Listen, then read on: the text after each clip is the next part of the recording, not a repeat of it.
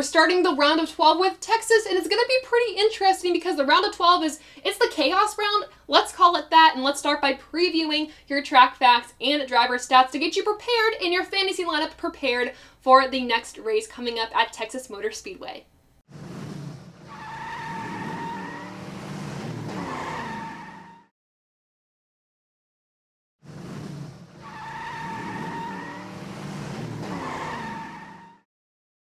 Hey race fans, it's Taylor and welcome back to ATYL, the show where we talk all about the NASCAR Cup Series. In this episode, we are going to be previewing the Texas race coming up on Sunday, going into our first race of the round of 12. So let's just kick it off with your track facts and driver stats.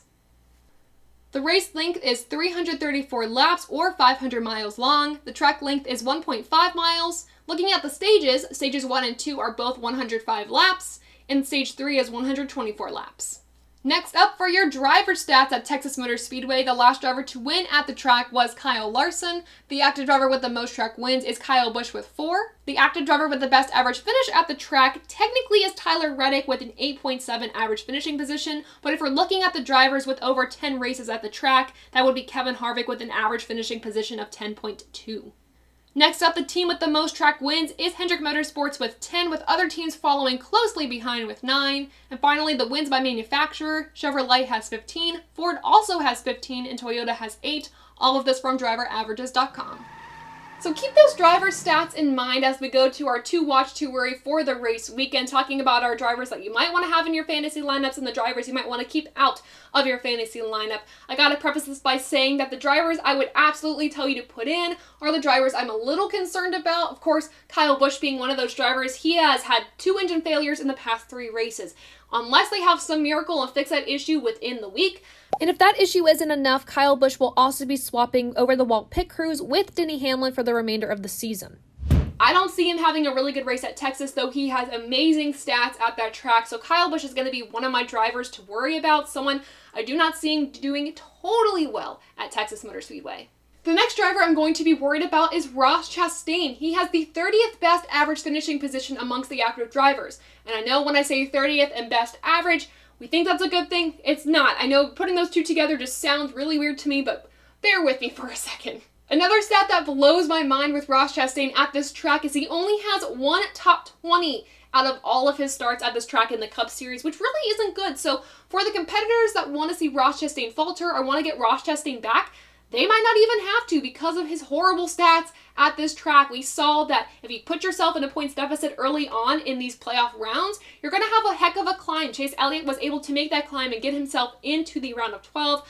For Ross Chastain, though, I'm not really sure. If you do really bad at Texas, have a DNF, you have one heck of a climb to get back up in points, especially with Talladega being the track after Texas, which is a crapshoot. I say this about all the super speedway races. And then when we go to the Roval, that's also a crapshoot. Road courses have produced new winners this whole season, so we might end up seeing a new winner, or we might end up seeing just some chaos. The Roval has produced chaos in the past. Its first race was pretty chaotic near the end, so we'll have to see what this brings, but I'm really concerned for Ross Chastain just because I feel like he's going to have to dig himself out of a hole following the Texas race. Finally, with our drivers to watch, the ones that you probably should have in your fantasy lineup, if you're listening to my advice, of course, you don't totally have to. I know I jinx drivers sometimes, but these drivers I'm pretty sure are guaranteed to do well at Texas. First of those drivers would be Christopher Bell. First off, he's on a hot streak. He had a 3rd place finish at Darlington, 5th place finish at Kansas, and then a 4th place finish at Bristol. The past 3 races, he's been inside the top 5, which is very impressive. Of course, too, if you look at his Texas stats, he is the 2nd best average finisher overall out of all the active drivers. And of course, you're probably thinking, with all the issues that Toyota has had, why put Christopher Bell in your fantasy lineup? Well, he's been able to recover the best out of all the Toyotas. Whenever Christopher Bell has an issue, he somehow is able to figure it out, kind of like his teammate Kyle Busch used to be able to do, kind of still is able to do, and Denny Hamlin is able to do most weekends. He's able to figure it out and get himself back into the top 10, or like this weekend, the top 5. So Christopher Bell, somebody to put in your fantasy lineup for sure.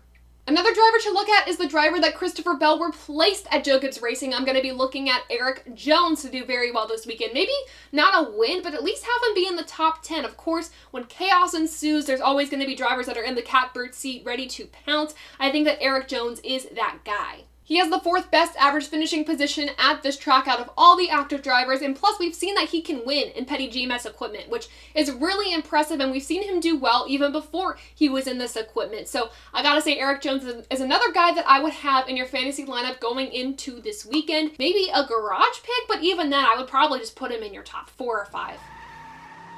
With that said, did I miss talking about anybody? I know Kevin Harvick is a driver that I could have discussed putting in your fantasy lineup or not. With his bad luck the past few weeks, I've kind of refrained from having him in, but should I put him in my lineup? Let me know in the comments below. And with that, we are done with this episode of ATYL, the show where we talk all about the NASCAR Cup Series.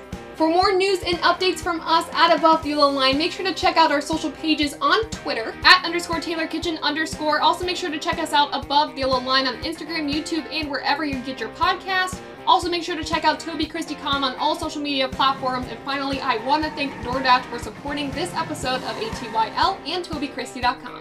Before you go, make sure to like this video, subscribe to the channel, share this with your friends and family, and guys, thank you so much for supporting us here at Above the Yellow Line and TobyChristie.com. And until next time, we'll see ya.